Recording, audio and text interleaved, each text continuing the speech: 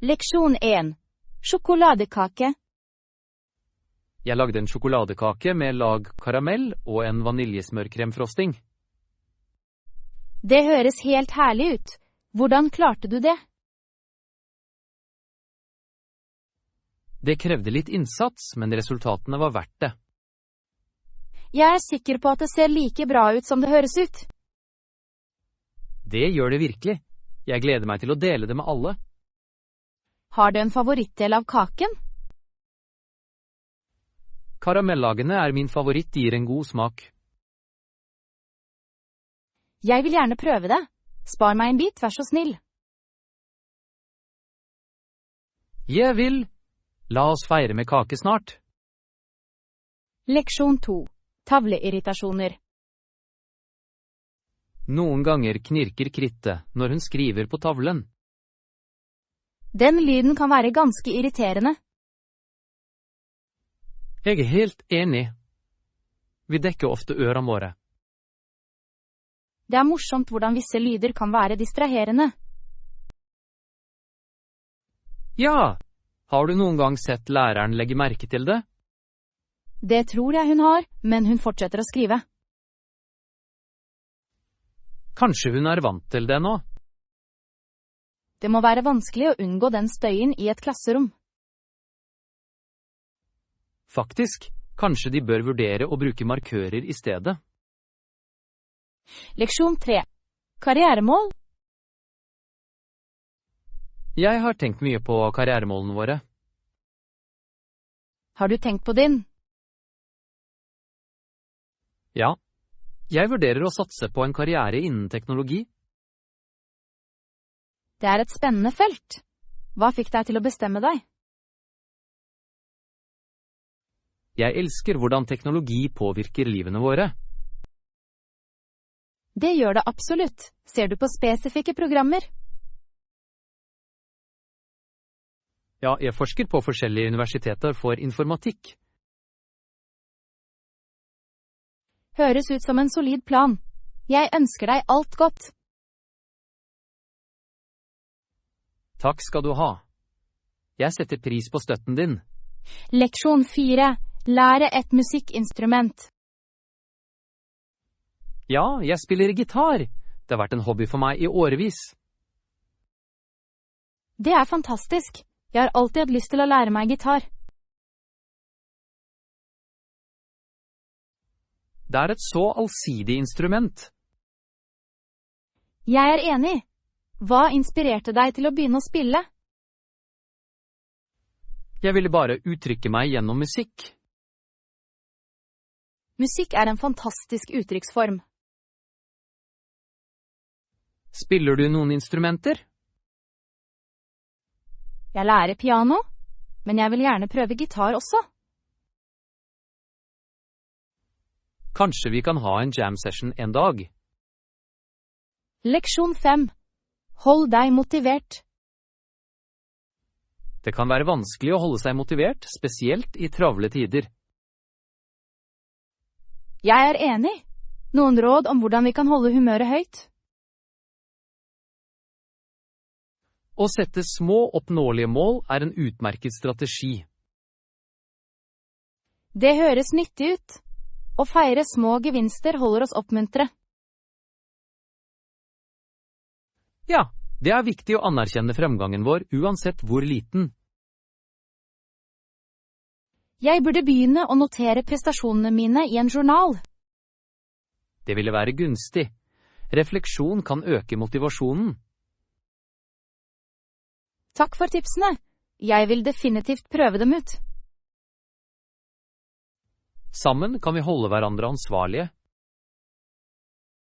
Leksjon 6. Thanksgiving-refleksjoner. Vi bringer vår blanding av Thanksgiving-sorger og ambisjoner. Jeg synes det er en fin måte å sette pris på begge deler. Faktisk! Vi må huske å være takknemlige for det vi har. Jeg ber Gud om å gi oss fred og forståelse for fremtiden.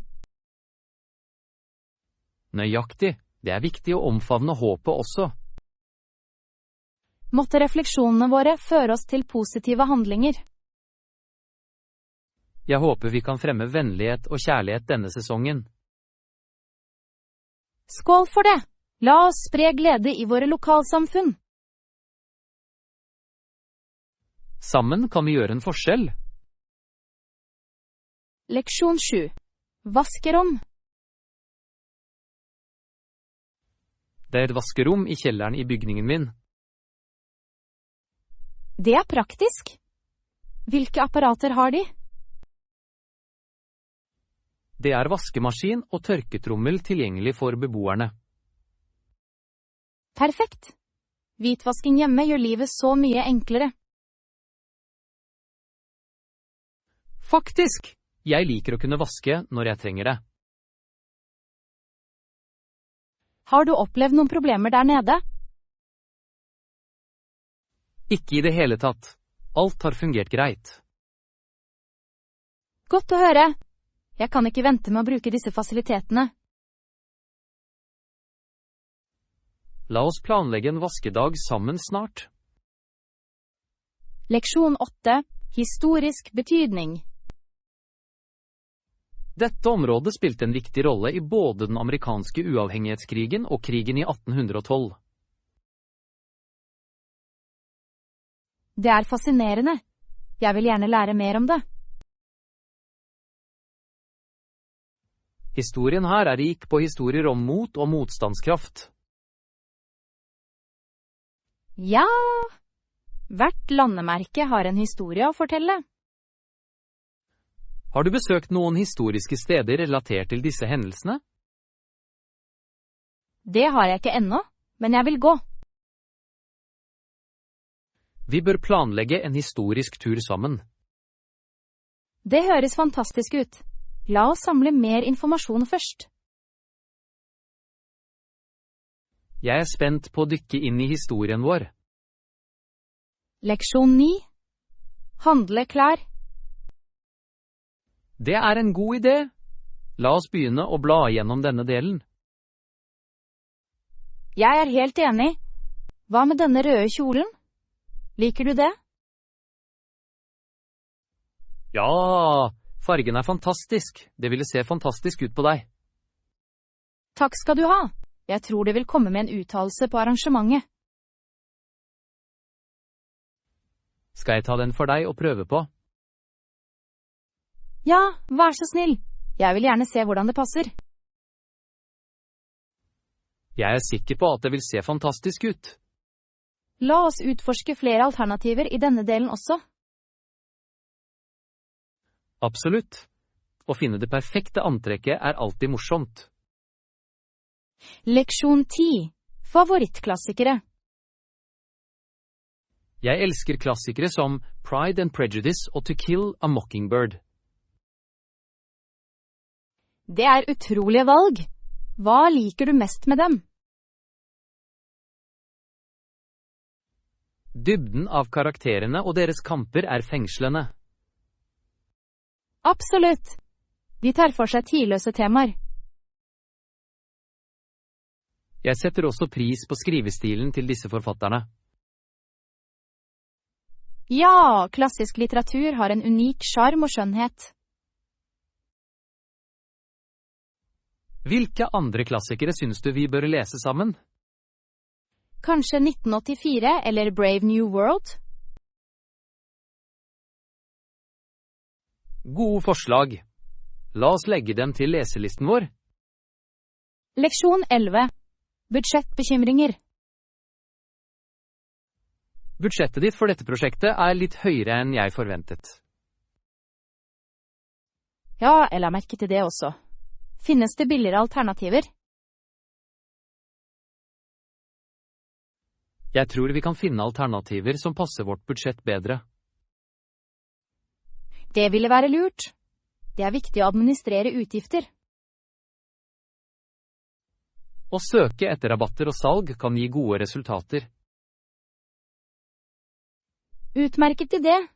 Jeg finner ofte gode tilbud når jeg ser nøye på. Hva med å sjekke online også? Ja, Å utvide søket vårt vil hjelpe oss med å finne det beste alternativet. Sammen kan vi holde kostnadene nede. Leksjon 12. Besøk Romania.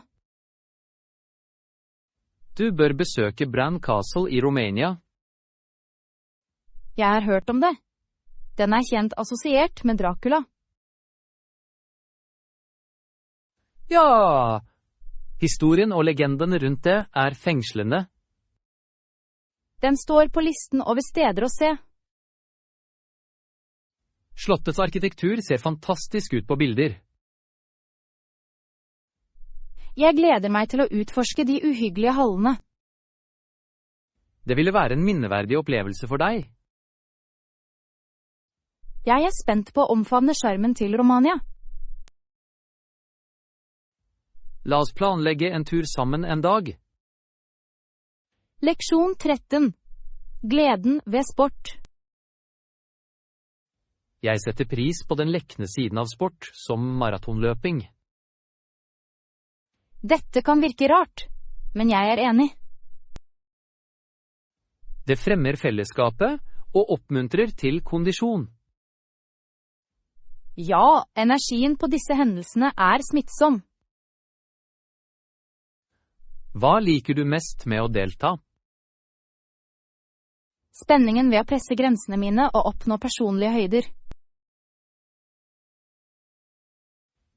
Nøyaktig. Det er både utfordrende og spennende. La oss trene for et maraton sammen en gang. For en fantastisk idé. Jeg gleder meg til det. Leksjon 14. Planlegging av turen. Jeg liker ideen om et statement-stykke for turen vår. Det høres fantastisk ut. Hva med minimalistisk design? Minimalistisk kan være stilig og praktisk. Nøyaktig. Det gir mulighet for allsidighet i antrekkene våre. Rett! Det gjør også pakking enklere. Ja, færre ting betyr mindre stress mens du reiser. Skal vi lage en liste over viktige brikker? Det ville være lurt. La oss forenkle våre valg. Sammen kan vi sørge for at vi er godt forberedt. Leksjon 15. Frokostvalg. Jeg pleier å ha en bolle med frokostblanding, eller litt toast med peanøttsmør. Det høres velsmakende ut. Liker du frokost? Det gjør jeg! Det er mitt favorittmåltid for dagen. Min også. En god frokost setter tonen for dagen. Nøyaktig. Hva er ditt frokostalternativ? Jeg elsker smoothies. De er forfriskende og sunne.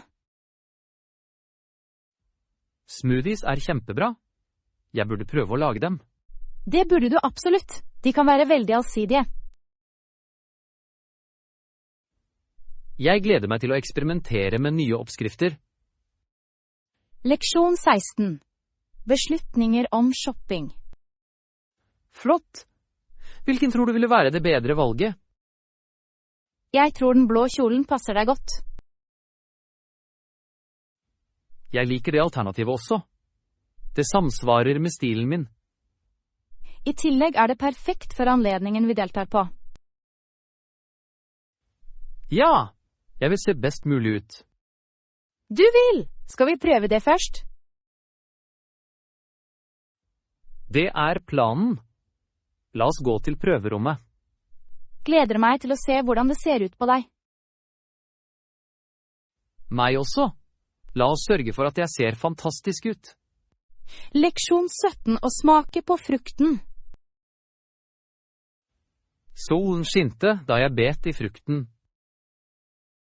Hvilken frukt var det?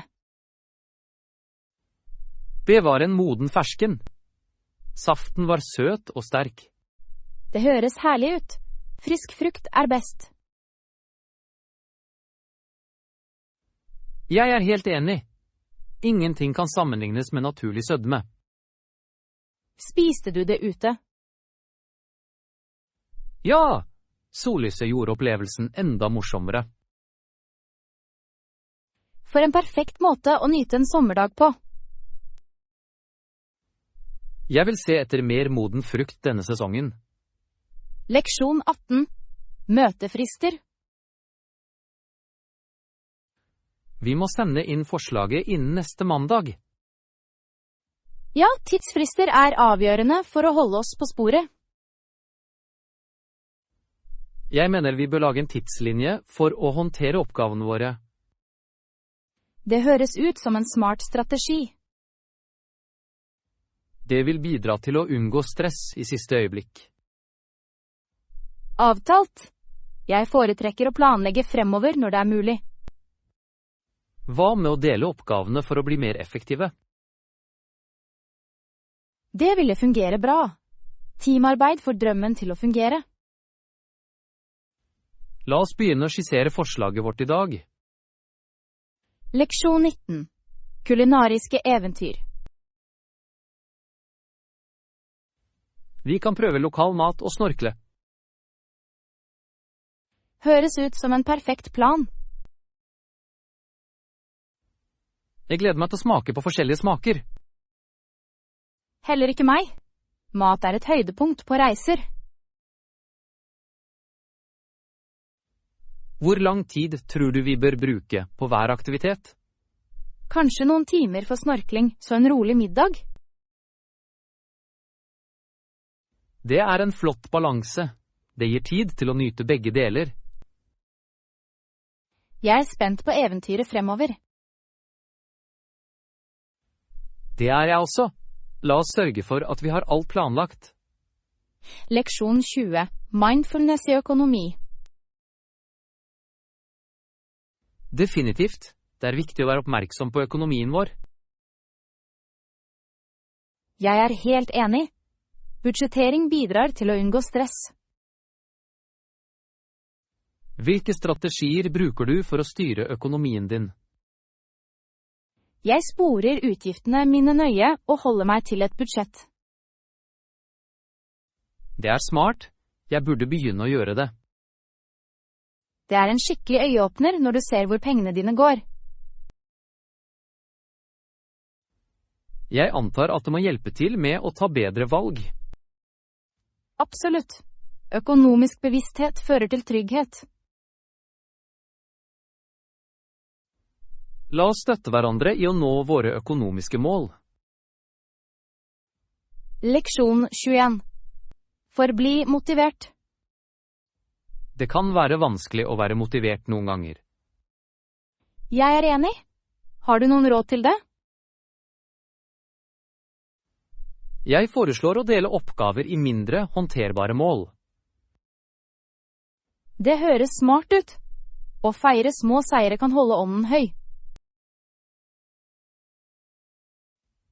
Nøyaktig.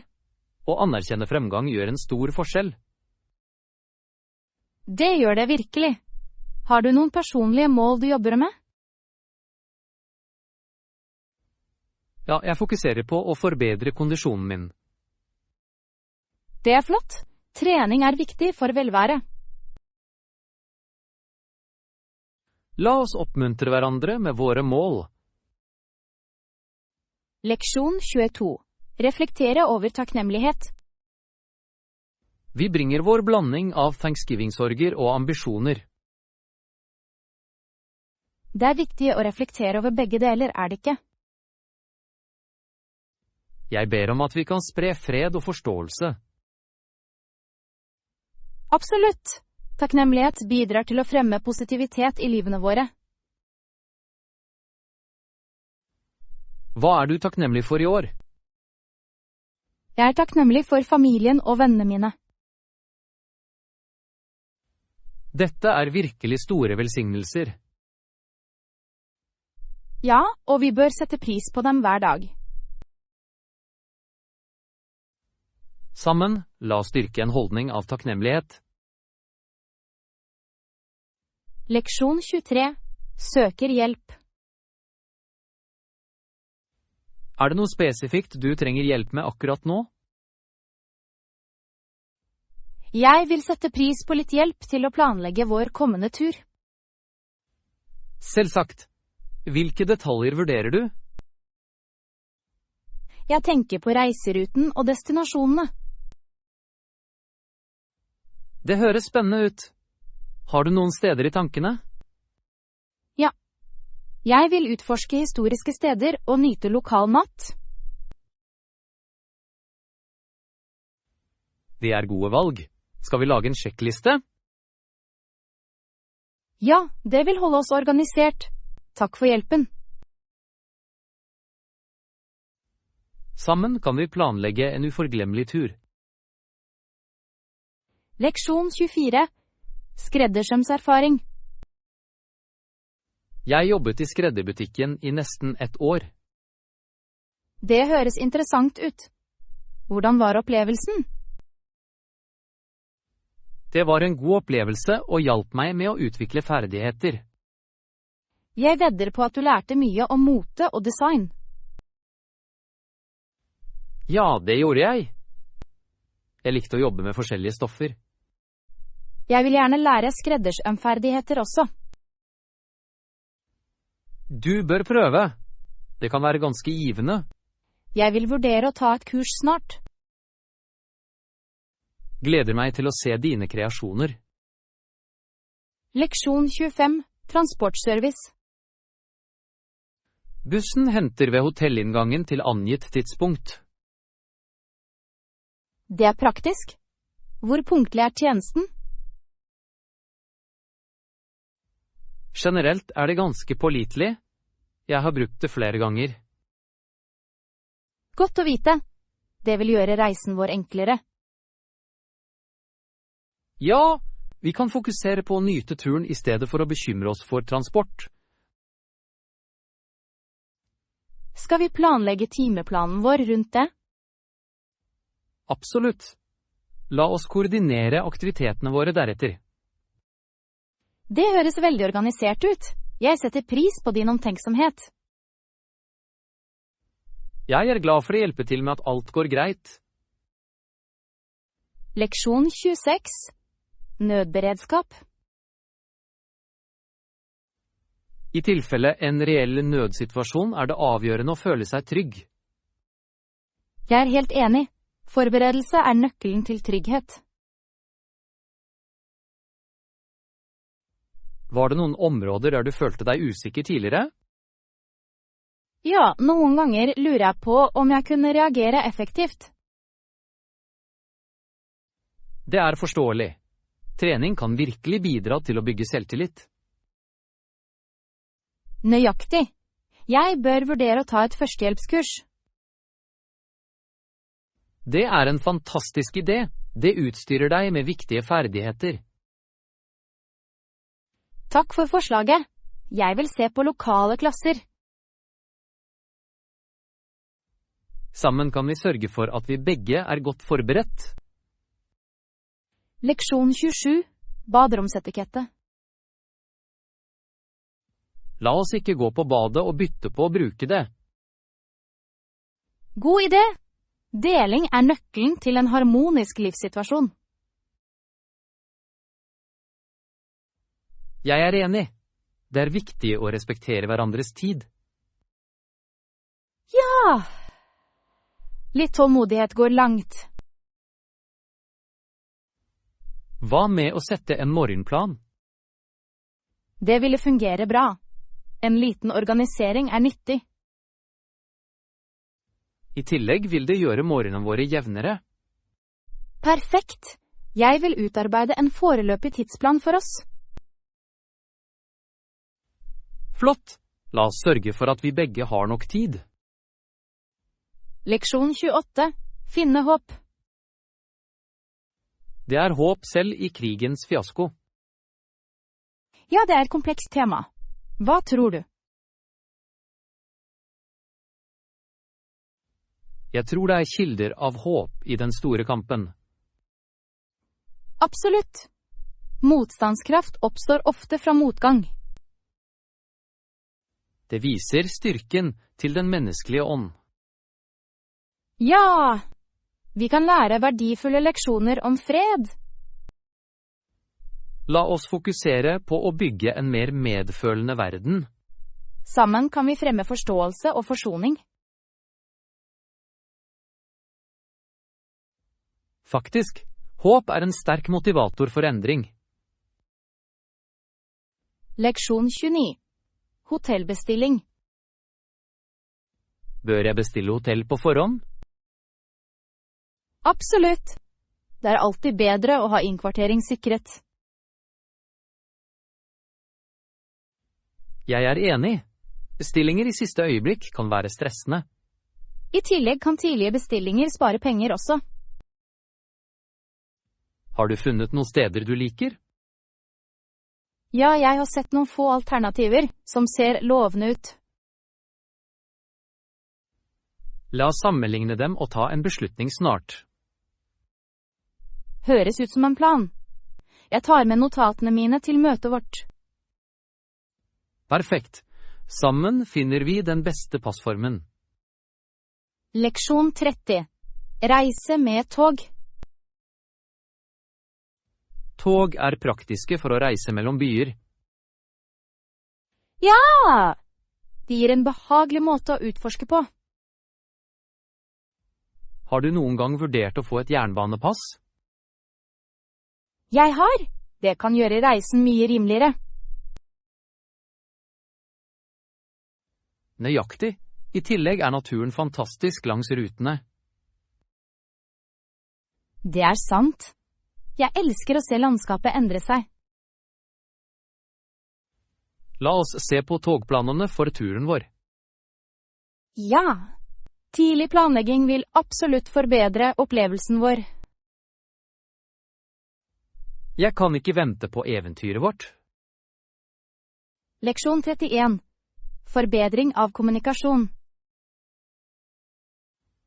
Det er viktig å håndtere konflikter med forsiktighet. Ja, det kan være utfordrende å kommunisere fredelig. Jeg synes det ofte er vanskelig i opphetede øyeblikk. Samme her. Har du prøvd noen teknikker for å hjelpe? Jeg fokuserer på å lytte aktivt for å forstå bedre.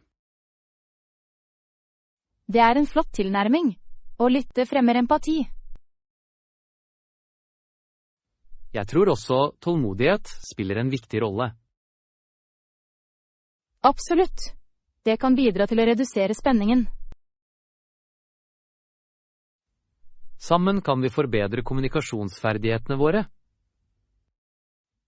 Leksjon 32. Hjelp i planlegging. Er det noe spesifikt du trenger hjelp med akkurat nå? Jeg kunne trenge litt hjelp til å planlegge vårt kommende møte. Absolutt. Hvilke detaljer vurderer du? Jeg må finne ut gjestelisten og menyen. Høres ut som en god start. Har du bestemt deg for temaet? Jeg tenker på en uformell potluck-stil. Det vil oppmuntre alle til å bidra.